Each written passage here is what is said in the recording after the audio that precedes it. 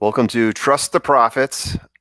This is our YouTube channel. I'm the Formula, joined by El Hombre, but in the other box over there, we do have a special guest today. You know him from ESPN, College Game Day, his coverage of the Kentucky Derby, Belmont Stakes, other sports too, golf, soccer, aka football. He has a podcast, Stanford Steve and the Bear. He is the Bear. Chris Fallica is with us today. Chris, how you doing?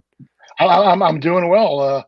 Slogged through a negative opening day at Saratoga, but it was certainly great to see the races back at Saratoga and the fans there. Yeah, it was not the best of days, but hey, a bad day at Saratoga is better than a lot of good days elsewhere. So Absolutely. ready. Looking forward to tomorrow's car. We're broken that down. I hope we'll get into it here. Yeah, and thank you for coming here on opening week 2021 for Saratoga. I mean, what a better time to talk to the Bear than Saratoga's opening weekend. El Hombre, you were going to jump in there. Don't let me stomp all over you here. No, my first question was going to be how'd it go today, because I know today we're not covering today, obviously, because it already happened, but how did it go for you today?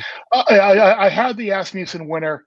That somehow went off at 4-1, which worked out well. I did get beat. Oh yeah. I got beat with Jack Daniels, who was like my secondary pick. He got up the rail and beat me out of a nice win ticket there, and I had the 8 in the opening leg. And somehow, I guess a rat has to come like 7 or 8 paths out in order for the stewards to kind of flash and maybe take a look at it. So I had the Vasquez horse who was second. So it was close, but no cigar. And the best horse that I liked today the most was the Jerkins horse in the last, and kind of ran flat there, and it was in position in the pocket, and the couldn't really get out and had nothing when they asked him. So hey, that's okay. It happens. So quick correction, Dak Daniels, not Jack Daniels, because it's a Prophet's favorite. Yeah. The only reason I know that is because it was voted the 2020 worst name in horse racing by our illustrious fans. And by the way, Chris, I wanted to tell you, please try not to be nervous on our cast to millions of people here. I know you're not used to it. Not used to live audience. I'm just going to stare straight ahead and not focus myself on the fans and anybody in attendance behind me. I'm just going to look at the green light and put the form and my notes up and not look at anything else. I don't want to. Just picture the audience naked. Yeah. You two were pretty intimidating. So don't try not to be intimidated by our fame and just be yourself. So, Chris, we know you do a lot of work, ESPN podcasting, and I listened to one of your podcasts recently, your Preakness podcast, and it was 2 months ago that we were talking about Baffert leading up to Preakness, Medina Spirit. 2 months later, we're still talking about Baffert. Obviously, they had the New York decision yesterday. So, in your opinion, what needs to change in horse racing with regards to either illegal substances or illegal levels of controlled substances? What needs to change here? What I don't understand about, I guess my first question or first point about what happened at the Derby is, why are we waiting till after the race to either take this sample or release the results of these tests? Well, why not take it beforehand? Yeah. And you can turn around the testing pretty quickly, I would think, these days. And I think that would probably be a step in the right direction there. Right. And it's unfortunate because it certainly took a damper off the biggest race in the world, and we still haven't heard any official notification if he is going. Medina Spirit will come down, and it certainly gives a negative light on someone who has been good for horse racing and has won the Triple Crown and has been very affable, but at the same time, how many excuses can you make up? Oh, we had it was some Jimson weed that tainted the feed, or someone peed in the grass. Someone peed in the grass. He had a salon pass on his back, and they have every single excuse possible. And it was interesting. I thought somebody, in reaction to what you were saying about his horses being now allowed to run at Naira, okay, that's fine. Allow them to run for purse money only. That was an idea that someone threw out there, I think, last night. And you know what? That's kind of an interesting way to go about doing it, because if the bettors are ultimately going to be the ones who are punished, and everyone, and I had Right. Mandaloon for a Yeah. good amount in terms of trifectas, exactas, win bets, doubles from the previous day. Like I'm not going to 100%. get any money. I know they have the suit going, and we'll see what happens there. But the owners of Unlikely. Mandaloon and the connections of Mandaloon may wind up getting rewarded for that. But the bettors are kind of out in the cold. So if you run for purse money only, if something happens, Yeah. which the track record seems to indicate that certainly could, maybe that is something that they should look into moving forward here. Yeah. And maybe I can just bitch about the authentic "'tis the law" situation from a year ago on the Kentucky Yeah. Derby too. That I mean, magic happened on Kentucky Derby Day with another Baffert horse there. Got slipped under the radar a little bit compared to this year, but hey, I mean, I agree 100%. I mean, it's how many excuses can you make? I think it's a And bad look. ludicrous It's a excuses at that. bad look for the sport, which we're all trying to grow here. That's why we're here, and Yeah. it sucks. I mean, we're all tired of it. And I'm just thinking of it now too. I can remember he won with that turf horse, that the stakes race. I think it started off the late pick 5, and like if Bob Baffert is winning a stakes race on the turf, he is not known for his turf prowess. So again, that just kind of raises other eyebrows and like, Yeah. wow, he won a big stakes race on the turf. Like that's That's not right. That's right. So I don't know. And then the horse came back and didn't run too well from Mott the other day. So who knows? Yeah. Yeah, weird how the performances go up and down radically with the trainer changes. But it is what it is. What are we doing? What are we talking about here? We're going to talk about obviously. I got one more question, Chris, before I move on. I forgot. Yeah. Live tournament experience. I saw you played in the NHC. Was that this past? How long has that been? I saw. Last year was the first year I hadn't qualified for the NHC in like 9 years. I had a really good stretch going, and I didn't qualify for the NHC last year. I'm in it. I'm in it for 2022 again, which is already great to look forward to. And it was interesting because you feel really empty, like when you don't qualify. I even went out because it was right before everything kind of went sideways last March. Yeah. So they had the last chance tournament out there the day before the event was supposed to start. So I wound up going out there to try and qualify, and I came up a little bit short, but it was fun to go out there. And then and I actually kind of left before the weekend got going. I left on Saturday morning. I stayed for Friday and left for Saturday because it was just kind of a bummer to be around in the room and have the contest going on and really not be in it. So I am really looking forward to getting back into the NHC in February. Yeah, that's awesome. I've been contemplating with getting involved in that tournament for the last 2 or 3 years. You should. I want to bad.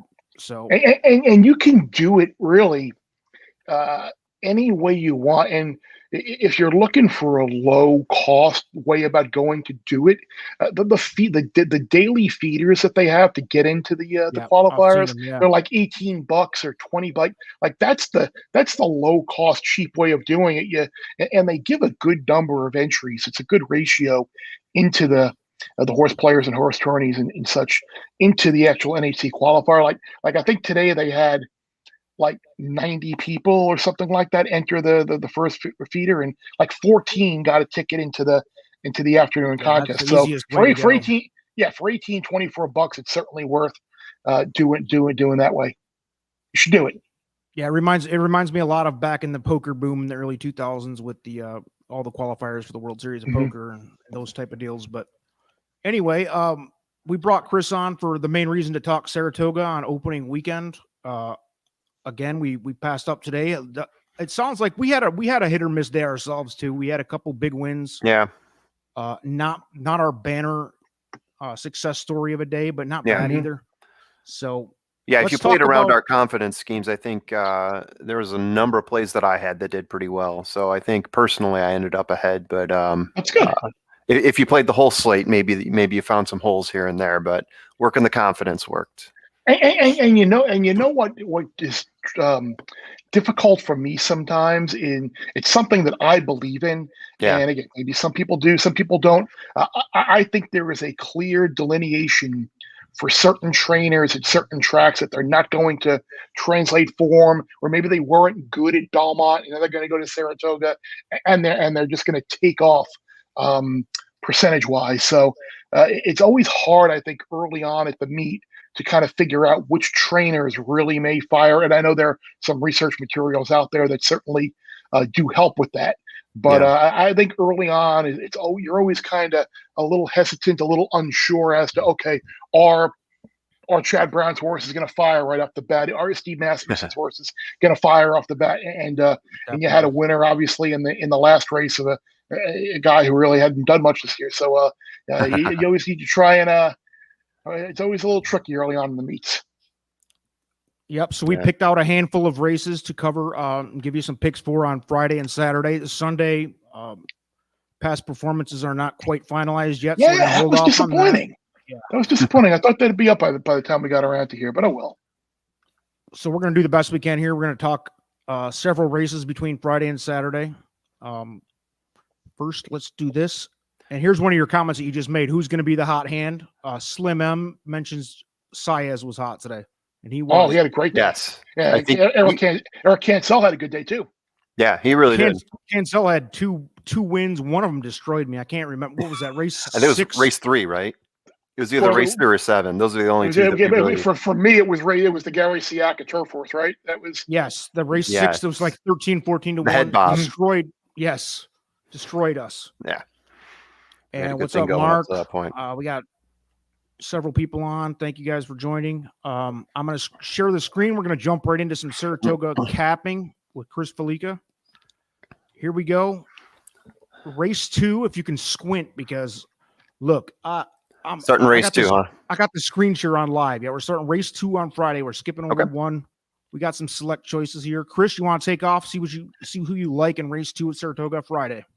Yeah, I'm a little surprised that Clear Humor is 5-2, and I get Quick Return being 9-5, but I think the horse to play is Arms Armor down into the drop. Drew the rail, a sloppy track 2 back, drew the rail again in a big field, just speed and fade badly. I think how you saw Asmussen's horses run pretty well today. I don't know if you're going to get 4-1, but maybe with the presence of Clear Humor and Quick Return, you'll still wind up getting 3-1 or so. But I really like the 3 Arms and Armor. Formula, what say you on this race? Yeah, this one, we do have this one. We've gone through the formula on this one. Obviously, we don't have the scratches in. Once we get the scratches, it does change the way our data model works. So what I say today may not be totally what we say tomorrow, but understood. I think in this case, though, I've got Quick Return, the morning line favorite, just under 2-1 odds. I've got that one as my clear favorite, at least, just in terms of the way he's run his past 4 races. Hasn't had a W yet, but has gotten pretty close to one. So I think Quick Return here is going to be I don't know if I'd put him as a single. My next horse up is Brew Pub. And then Arms and Armor, I think that's probably like our 3rd or 4th horse. For the record here, the formula is very much skewed by Rat Ortiz Jr. And Brew Pub going 6-1 though. I mean, how can you fight with Irad? I mean, it's unless he's on a wild favorite.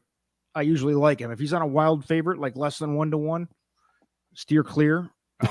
Shout out to Funny Side in this distorted humor lineage here. Louis Saez on the 6.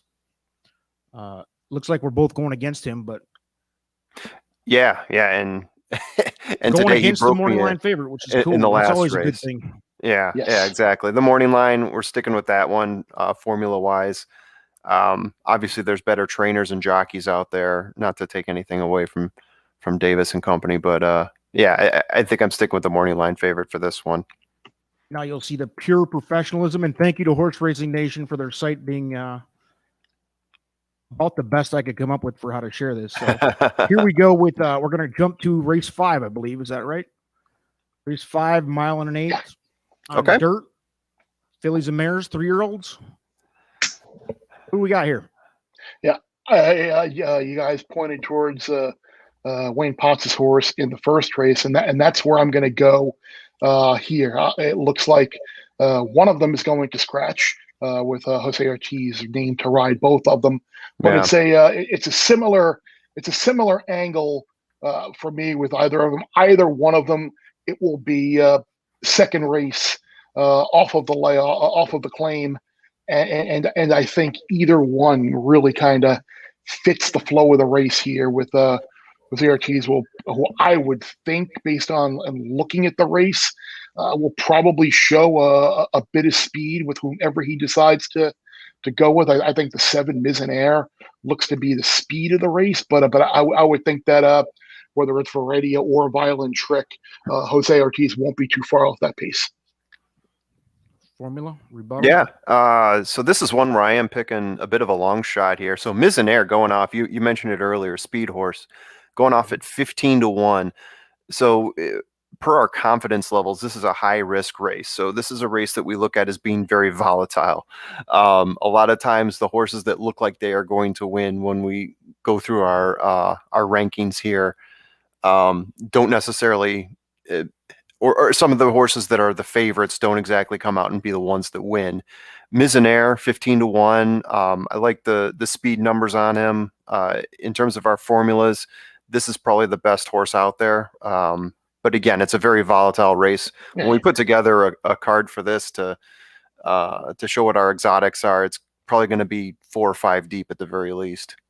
Yeah, you're looking at a 12-5 claimer, and a lot of these connections just want to run their horse at Saratoga. So really, but the only thing I would certainly suggest is not falling in love with the really short-priced horse. I wouldn't take anything shorter than 9-2 or so in this race. Yeah, exactly. 2 races into our coverage, we got 0 morning line favorites. That's a good thing. We're going to go on to Friday race 6. We have a 5.5 furlong dirt maiden special weight, $85,000 purse. What are we doing? It's a nice fit on my screen. So this is a nice little New York bred stake maiden race here, and you've got the China Horse Club with the 2, who obviously with Pletcher is going to get bet. I'm guessing Clement is going to get bet for his horse. That was basically a beaten favorite last time out.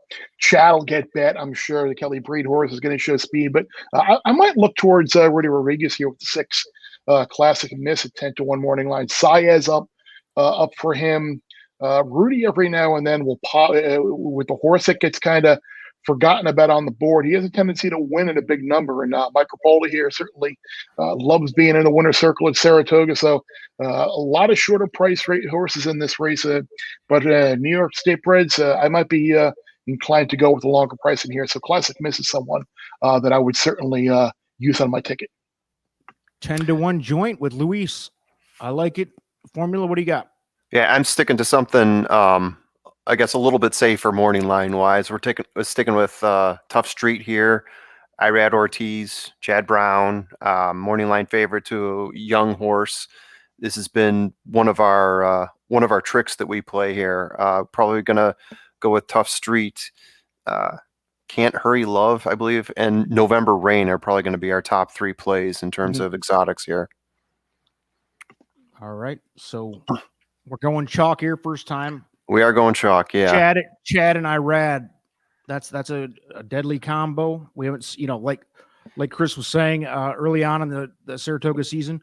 We'll see who's got the hot hand. It's too early to tell, but yeah. All right, where are you taking us next? Race 7, 5.5 furlongs. Filly and Mare, 3-year-olds, purse $103,000. What are we doing? This is another race where I think you can probably avoid betting the shorter price horses. The too sexy. Yep. Is the 7-2. You go down, the Mod horse is 9-2, who would be the second choice. And I think the Mod horse fixes it, but I actually I might take a look at the 8 horse, the Song here. Safi Joseph, I believe, sent out a winner earlier today. This is the Phillies' second start against winners. Kind of went around the track in her first start against winners at Gulfstream in the sprint. Now freshened up, comes off of the couple of month layoff here, and I think are a big non-winners are one. Probably stacks up a little bit tougher than what she faced down at Gulfstream in her first start against winners, but at 12-1, I think it's hard to leave this horse off the ticket. And I would also take a look at Bay Jewel right next door, Patrick Reynolds at 12-1. I think this race sets up for a price as well. We were talking about the cheap claim before for an allowance race. I think we may see around a $20 winner here as well. Nice. The way for Chris Fallica, 8 and 9 are his choices, both 12-1 morning line. Formula, what do you got here? Yeah, I got this one. It's a wide race, right? Where obviously you can see a few scratches before this one. By the way, the one is the morning line favorite at 2-1. The one is the morning line favorite. Yeah, the main track only. It made the main track only. Who I'm guessing will. I don't know if it. I mean, who knows if the weather's supposed to be? I don't think it's going to happen. Yeah, but I thought it was going to be pretty good. So yeah, we'll see. That obviously moves Too Sexy to the rail, which hinders her from there as well. So sorry to interrupt, Formula. Go ahead. Oh no problem. I've got Too Sexy in my top 3. It's not my top horse though. My top horse is Spin a Yarn, an 8-1 shot in the 5-hole. I do like the way this horse has run in its last 3 races as well as its last 5 races. I think this has been just a really strong horse, dependable. A lot of winners for this horse here at 5 furlongs. I think if he gets in the 5-hole. Again, maybe moving over to the 4 if the one horse scratches, might get a good position to get out in front early. Yeah, it's interesting, and something that I know a lot of people like to look at Saratoga are these smaller barns, these smaller connections, right? Trainers coming in from Finger Lakes and looking to kind of steal a purse here at Saratoga. So I think that this horse is going to be someone that a lot of people look at tomorrow. Yeah, the odds on this one could drop significantly just by looking at it. I think it's got the potential to gravitate towards people. All right, pushing along. Let's go race 8. Race this 8 is the 6 furlong dirt race, $40,000 claimer again. Shorter field, 8 horses. Chris, what do you see here?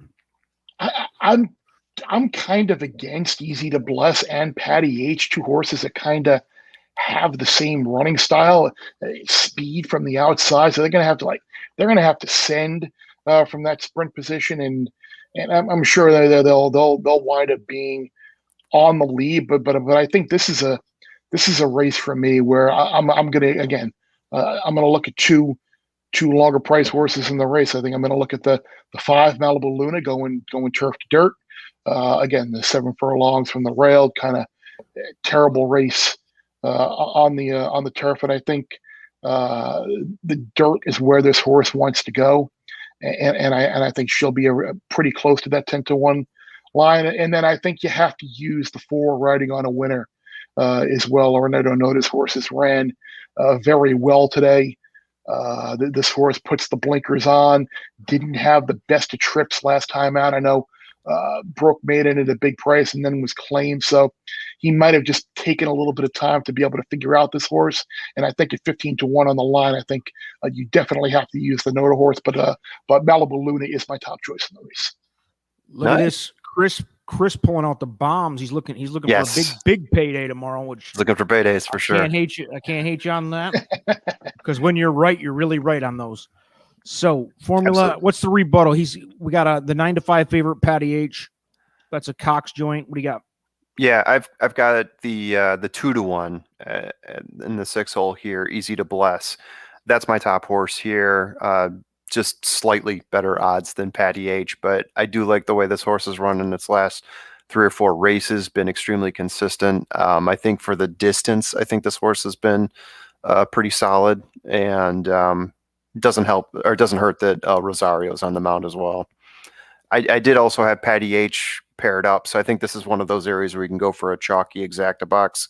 I have it rated as risky because there are a couple other horses here who are sort of stealing the metrics, so to speak, from these two. But it's a little bit more balanced. But I think in the end, those 2 rose to the top for me. All right, playing it a little bit safer here. So that's one of those races where you're not going to go 7 deep in the exotics. Correct. Let's move race 9. Now we're going into the stakes. The Forbidden Apple. It's a mile, $150,000 purse. What do we got here? I mean, there is a lot to like in a lot of these horses. Chris, who do you see? This is a really good competitive race. And I remember I was talking about earlier about how certain trainers don't translate from one track to another. And Jim Bond was someone who did not have a good Belmont meet at all. But his horse here, Rinaldi, loves Saratoga. And it is a big step up from some of the New York bred races that he had been running in. Came out just short of Aqueduct in a couple of $100,000 stakes races. But I think this horse is the clear speed of the race, and he's a game horse, and he's really hard to go by. So I would absolutely use him in your exotic bets. I think value proposition is going to be a little bit over bet. He's someone who's. I remember that race. I remember that race a couple of years ago at Saratoga, where he got up so late in this race. I think he kind of like plods along a little bit, and I'm not sure. There's going to be enough speed in here for him to really set that late kick up. If I had to choose one of them, it would be Rinaldi. I'd also take a look at the 2 Corelli as someone maybe who he had the one terrible race on a soft turf with the blinkers at Saratoga last year, but now we're shortening back up to a mile. Blinkers are off, so he might be someone at 10-1 that you might want to consider as well if you don't think Rinaldi can take him gate to wire. All right. Formula, where are you at on this race? This one is rated as medium. The top 2 horses that we have between the top 2 between Value Proposition and Sacred Life, the French horse. I've got those 2 rated very close. Value Prop gets a little bit of a nod here. My third horse, I feel, is a little bit more interesting here, and because it's medium and because the ratings are a little bit close. I would love to go deep, and I would love for Made You Look to actually take over here. You throw him in an exotic, and you hope that a 20-1 bounces in there and skyrockets you. Hasn't raced in a little bit less than a year, maybe 2/3 of a year.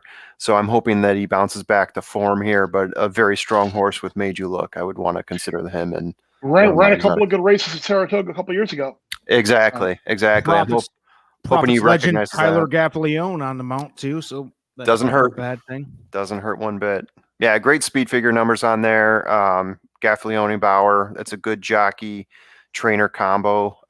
So yeah, I would love to see him make some noise here.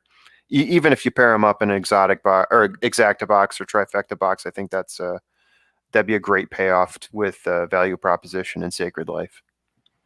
All right, now we're going to race 10, the last one of Friday that we're going to cover. I think it's the last race of the day, actually.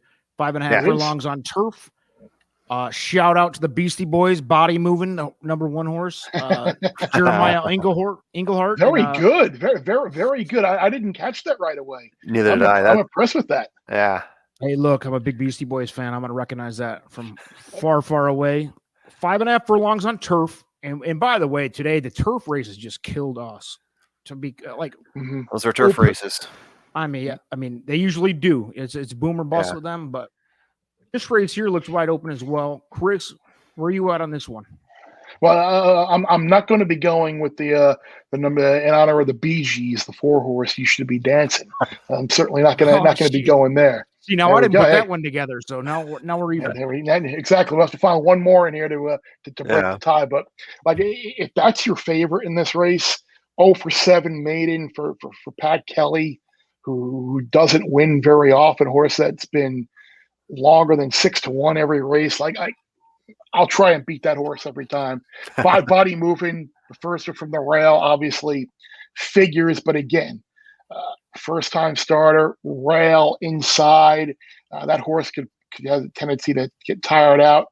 And then David Don Creasela rode another horse, 0-for-6, only been in the money, 1/3, 1/2.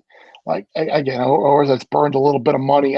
I don't know. If those three are your top choices, I think you definitely have to look elsewhere. I think Linda Wright's source is going to get some play here, who was only 8-1 in her debut, and I think she should improve second time out. And then Fancy Feline, who was 12-1 on the far outside, again entered, ran on the main track.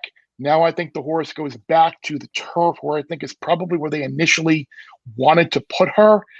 And this is a daylight race where the 101 by 3/4 of a length. Second place horse was over 5 lengths clear of Fancy Feline. So that's, in my opinion, that's probably a better race than just the past performances and the figure would seem to indicate. Mm-hmm. So I think Fancy Feline at 8-1 is going to be another horse that you're going to want to use. Yeah. Go. I like Fancy Feline. That's my third horse. We've got this one rated as a strong, so we've definitely got the metric swaying in one direction, and it is swaying towards the horse that you told us to discount. You Should Be Dancing. We're going to go with the Bee Gees on this one. Wow. Like the last couple times out, second place 3 times. I know he hasn't won yet. It's a maiden race, but coming in second 3 times, I got to think he's got to break that spell at some point.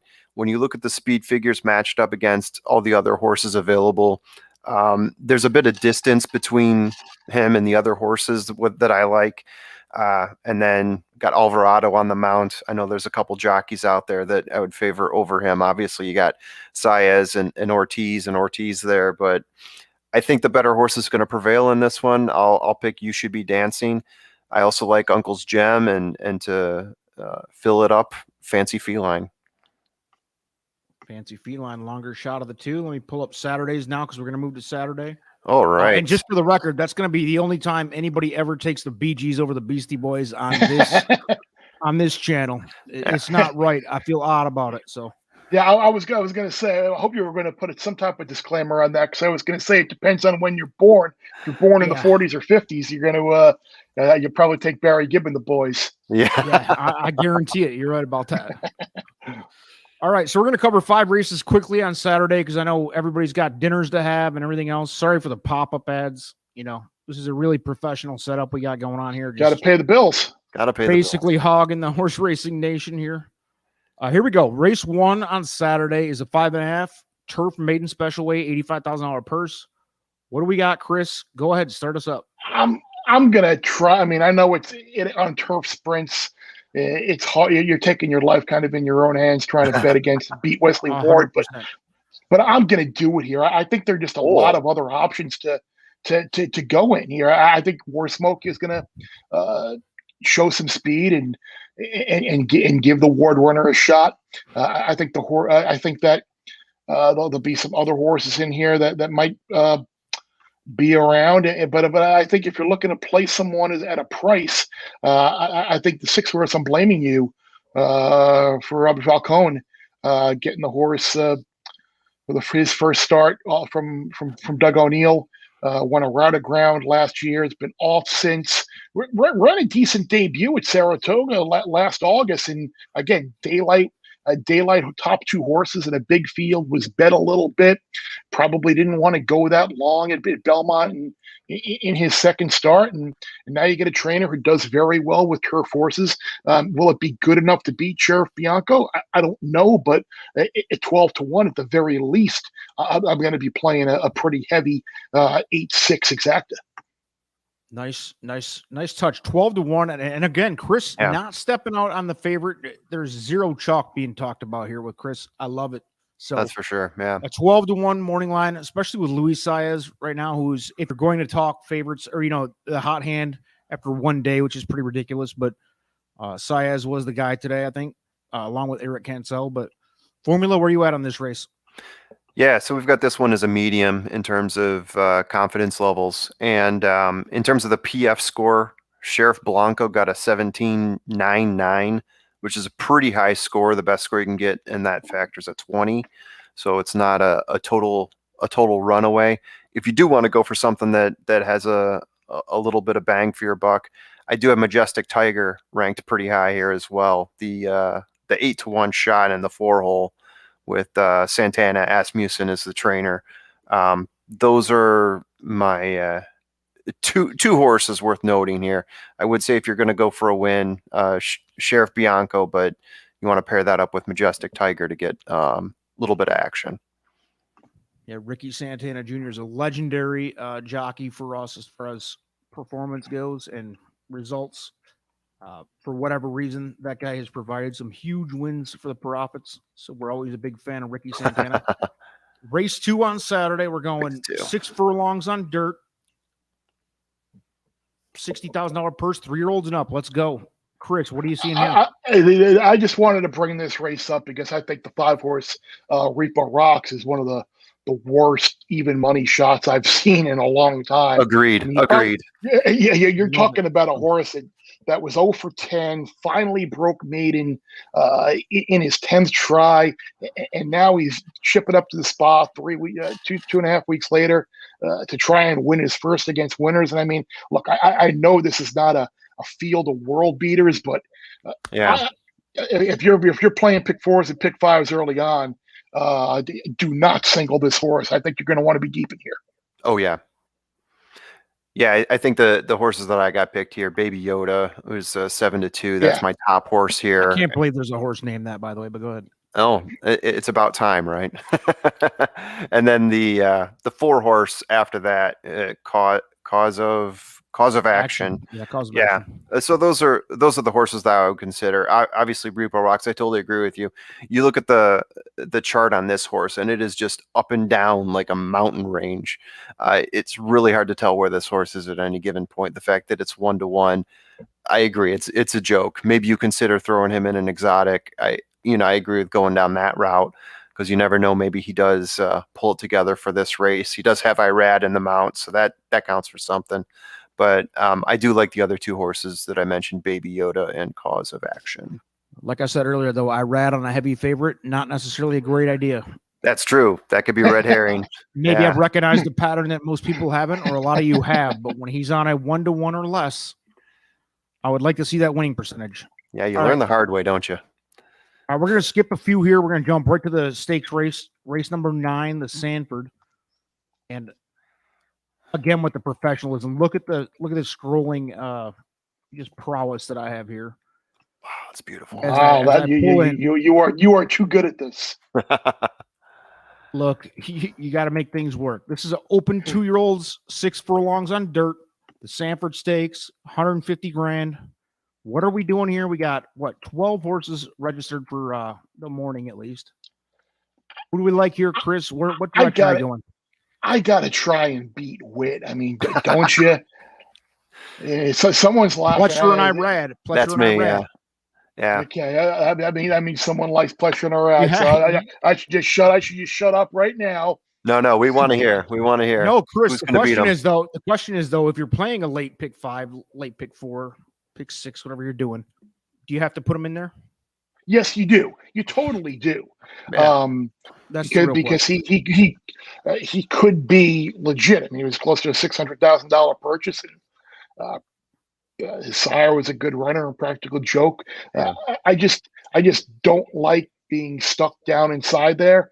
And what they might help him in a sense that he's not going to be rushed up and buried down. The horse can take back and come running late.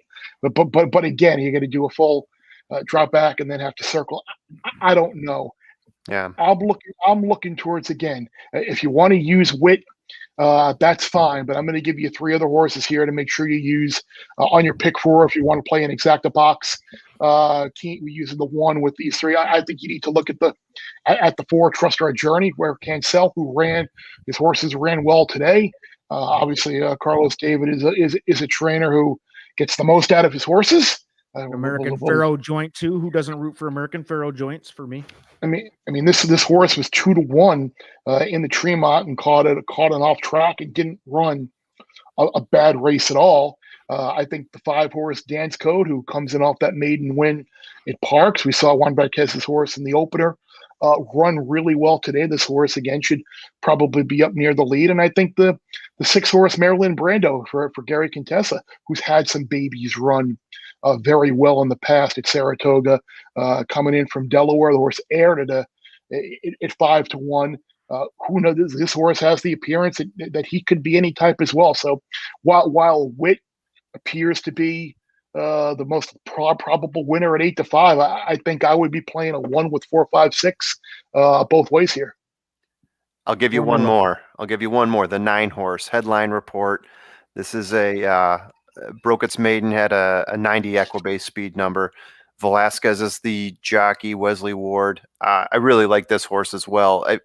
I've got it like a hair below Wit, and this is our formula here says this is a risky race, which means you might start considering those second and third tier horses in your bet, because there's a good chance that the one that does get the highest number may lose because all the other horses are getting a little bit closer to his number. So I really like Headline Report here. If I throw in another one, Candy Landing. I don't think that was one that you mentioned before. Brandon Walsh horse with Jimmy Graham in the mount. Obviously our favorite former Saints Seattle tight end. Seahawk, former Seattle Seahawk and Saint and Green Bay Packer, Jimmy former Graham. Kane. We're representing you here. Miami. We got to bring up that. We got to bring up the. I forgot to bring up the U. Yeah. Did you go to school? Were you with Aaron Hernandez and the boys? Just curious. Aaron Hernandez is Florida. He was Florida. Not Aaron Hernandez. Sorry. Warren Sapp. No, I was there. I was there with The Rock and Warren Sapp. Yes. Nice. Early 90s, 90 to 94. That was the best. I'm a era. dinosaur. Yeah. It was. I was right in the middle of I never saw him lose a home game, and won a national championship, and very easily could have won a couple more. The funny thing is, I think the best team that they had during my 4 years there, 1991, 92, 93, I think the 90 team was probably the best team that got upset in the opener against BYU, and then lost to Notre Dame in South Bend with a Rocket Ismail kickoff return and bad interception thrown to Todd Light. So it's funny how sometimes the best teams don't always capture it, but 91 they got back, and then 92 lost to Alabama in the Sugar Bowl. Yeah. There you go. Little college football reset. Just we got it all. We got the man Chris Fallica on here, who's very familiar with that realm. So should I throw on the CONCACAF the Gold Cup here and give you a little update? I think we got Haiti and Martinique. I think we got going on right now. Go ahead if you need to. I don't know anything about that, man. I'm out. I'm out of that conversation, but feel free.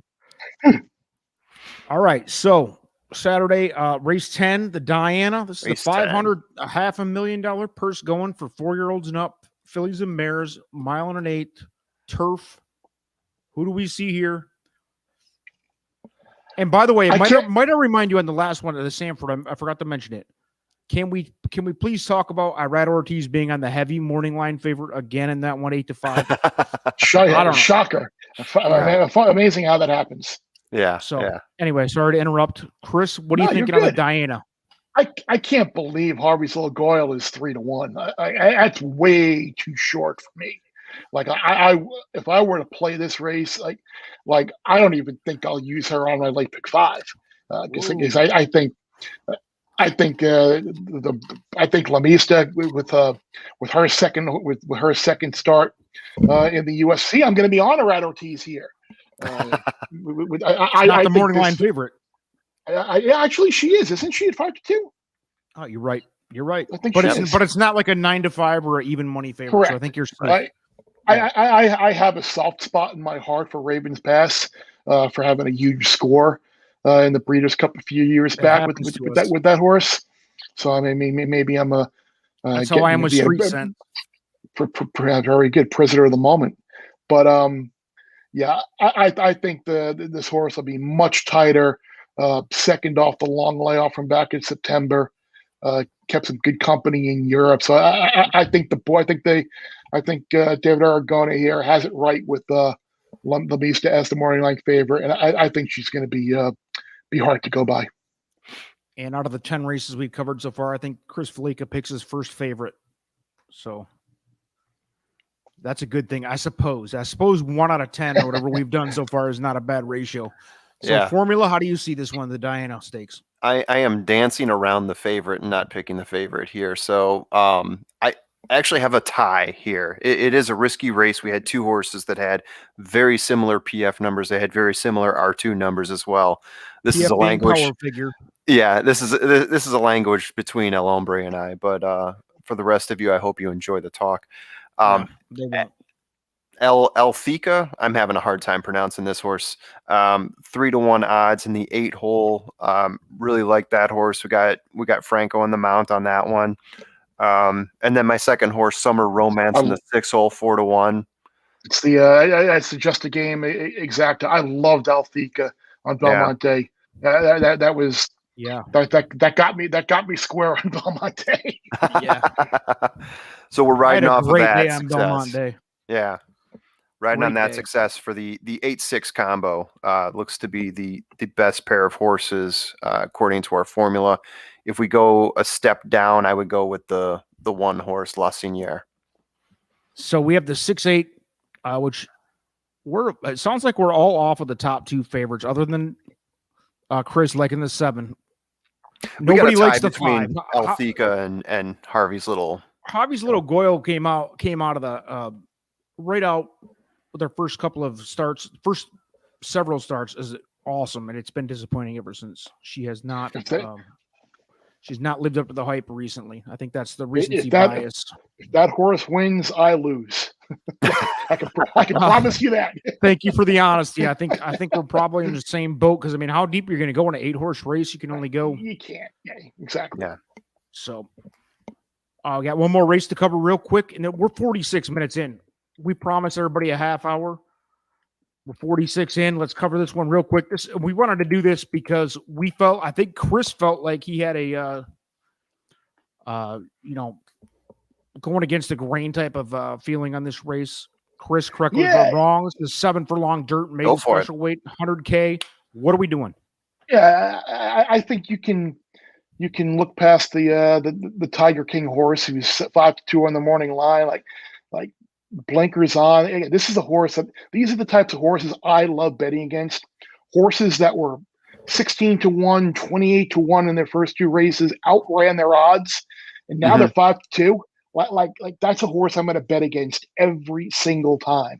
I think obviously Brad Cox horses figures a lot. We'll see if Todd Pletcher can improve a bomb, the 6, who was bet a little bit in his last couple of starts. But I kind of like the 2-horse Cool Question here. Second start, Robo Man was a daylight winner, 7-1 in that race. Didn't really run poorly, showed a little speed and tired. Certainly bred to be something out of Frosted. Cost over $200,000. Johnny V up. I think Cool Quest at 8-1 is going to have a big say in the outcome here. All right. Any other opinions on the favorite here? Asking for a Baskin. my top horse here is Ducal, which is the 7 horse at 7-2. Got one race that I was looking at for this one, or I think it was probably one race that he ran. Franco's in the mount. Cox is the trainer. Real strong speed figure last time out. Came in second. My next horse after that, if we're gonna jump past asking for whatever we're asking for here. Baskin Robbins, 31 flavors. Exactly. Midwest. Go ahead. Exactly. If we're looking to pair up Ducal with someone else, I've got wrapping text here. Laughing Boy in the 9 hole, 6-1. That's my next horse up that I would say you can. That's a sneaky horse in here too. That horse is 3-1 in that last start at a mile. Yeah, and showed a lot of speed. Like from a far outside post at Churchill going a mile, it's kind of hard. Yeah, that horse might get forgotten about a little bit in the wagering. Yeah, it came in third that time. Now we're dropping down, taking off a furlong, so to speak. Right. I think this is a really strong horse too that could make someone happy at 6-1, especially if some of these other horses that are below him in odds start getting bet up a little bit heavier. All right, that's it. That's a wrap on our picks. Hope you guys. Hopefully we can all make some money on this thing, especially Chris with these bombs. I'm gonna take some of those into account and use them. Yeah, and you it's mentioned Tiger King in this last race. Where did Tiger King come in? I missed the boat. Asking for a Baskin, right? Oh, it was Carol Baskin. Wasn't that? Yeah. Wasn't that? Yes. I've never seen Tiger King. I just know the person's name was Carol Baskin. Same here. Yes. Yeah. Yes. Yeah, I watched like 2 episodes and then threw up blood for a week. It was so terrible. Sounds like I missed a whole lot. Yeah. It just got worse Check from it there. out. No reason to check it out. All right, so one last question: true or false? Bob Baffert worse than Satan? Go ahead. Oh, false. No one's worse than Satan. Oh, okay. Well, you gotta be Satan's about as bad as you can get. And you were talking about the long shots. I think a lot of times in my handicapping, I kind of handicap in a sense too, where I treat it as like an ROI contest, which is what a lot of those which is pretty much what the NHC qualifiers are, especially in the pick and praise. You want to avoid favorites in those. You have to. Your ROI is kind of what it's worth. So I think that's why I kind of gravitate towards trying to beat a lot of favorites. Oh, absolutely. There's many ways to skin this, right? There's many ways to win this. So many different races. You can concentrate. It all depends on how many you win versus what your return is. So it's either you hit a couple bombs or you figure out which ones the favorites are going to win in, and you concentrate on those. Yeah, multiple ways to do it. We can all agree that favorites are not the way to make money long term. Chris certainly had those opinions today, which is why we brought him on. Chris, we appreciate you coming in. Anything to promote on your end? The only thing I got to promote, I know at some point, probably, I'm guessing, maybe the week of like August 9th or so, Stanford Steve and I'll be back doing some college football win totals and some season preview stuff. Nice. He's kind of out of the mix right now, and I'm going to be away for about 10 days or so on the 26th and getting back early August. So probably like August 10th or so is probably where we'll be starting to do some stuff. I know a lot of people are asking about it. Good deal, man. Again, we appreciate it. Formula, thanks for your input as well. That's what I'm here for. Early 2022 Super Bowl favorite, Chris, go. It's got to be the Chiefs with a healthy Mahomes and an offensive line that can stand up straight, right? It's got to be Kansas City. Formula. Any opinions on that before we go? The Rams. Come on. Matthew Stafford, baby. Matthew Stafford. A lot of people like the Rams this year with Stafford and guy. Yep. Get to see Stafford on a team that isn't Detroit. That could be the key right there. As a Lions fan, it's hard to admit that I'm glad to see Stafford leave because I did not want to see him suffer anymore. Exactly. Start feeling sorry for the guy. Start rooting for him on other teams. Good guy too, by the way. Very good guy. Absolutely. Yeah, seems like it at least. Class act. He's never done anything, and it's easy to offend the whole world nowadays, especially in Stafford has never really done anything to the negative. So kudos to Detroit him. to do it too when the media gets so negative and the fans start turning on you, even though it may not be your fault that the team's collapsing. But so in other words, you're going to purchase that Lions worst record in the league ticket. Is that what you're shooting for this year? I saw that. Hey, look, I mean, I'm not a big golf guy, but I don't know. Maybe I'm just I don't know how to say. I don't expect anything out of them. If they get about 5 or 6 wins, I think the town's happy. That's how bad that franchise is. So yeah, I mean, was gonna say, if I think 5 win. I think 4.5 or 5 is their win total. Yeah. All right, guys. Well, let's wrap it up so you guys can go have dinner and not be in divorce court tomorrow, hopefully. So appreciate everybody for tuning in. Absolutely. Thanks everybody. Have fun. Thank you, Chris. Good luck this weekend at Saratoga. You're welcome. Yeah. Good luck, everyone. Take care. Right, bye.